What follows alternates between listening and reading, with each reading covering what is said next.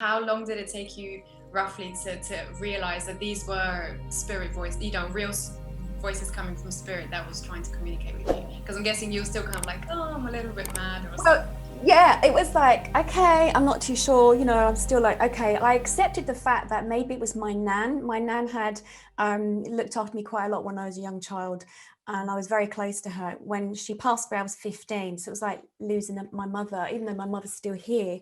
But she played a big part. I was quite happy to think that voice could be my nan stepping forward to keep assisting me. But it was a hell of a long time. I had children in between. I'd had postnatal depression, I'd had all these other things that happened.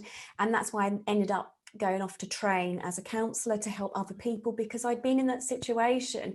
I knew what it was like to have my own miscarriages. And that was a big thing, because it was like having my miscarriages, it was like, well, where do they go? They must have a soul. Then it's just not flesh and blood. There must be something else attached to this, and also having animals, and when your animal passes over, it's like there is this essence, where does that essence go? So yeah, I was very inquisitive and started reading up, but it was many years. I mean, literally when I had my accident, I must have been about 37, something in my 30s, which actually said, look, stop, you need to pay attention now. So it was a very, very long time, a really long period of time. But I think what got me through was thinking, I think it must be my nan on the other side stepping forward. I was quite happy to feel comfortable with that sort of thought and feeling. Yeah. But a long time otherwise. I'm a Yeah. slow learner. What can I say to you?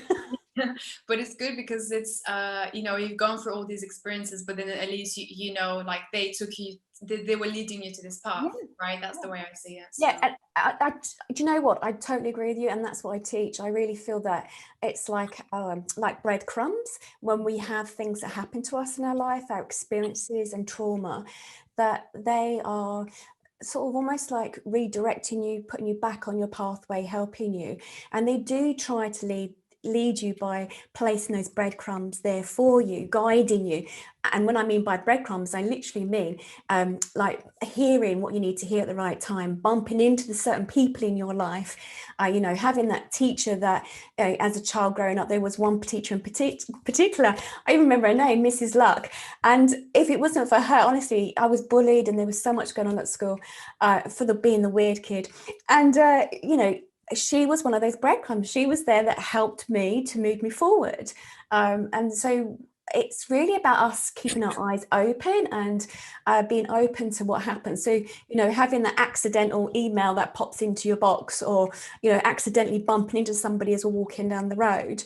And I think like now with the COVID and the lockdown, it's been difficult to, have those accidental bumping into people. I think it's important still to be able to go out for your walks, and because there's signs around you all the time, and how do you, and why do you not think that you walking down the road, I mean, especially like if I look back, waiting for buses at the bus stop, if you're standing there and you start talking to somebody, maybe you were meant to say what you meant to say at that particular day, or they were meant to say a particular word, or, they remind you of your grandmother and it makes you think, oh, I must phone my grandmother today. Those are all those signs. So yeah, very important. yes, totally. And I think, yeah, you're so right. Sometimes when we look back at our lives and you can see those bits of things that were just kind of Yeah. like the connecting thread, right? But then obviously at Yeah. the time when you're experiencing it, it doesn't make any sense because you're in the moment and you're in the experience. So Yeah, and you've got all those emotions. You're so right. You've got all those emotions, and it's so difficult to see a way out. And it actually feels quite heavy in a sense of what do I do next? And we know, like the subconscious mind, the science part of me, and everything else, the way we think, it's hard to think because the blood is sent to another part of your brain. We go back to the old caveman brain style. You've got three types, different stages of the brain. I won't go into that, but and you go back into that human mode, and you can't think straight. So you literally, I mean, I was going to say this, but yeah, I shall say this.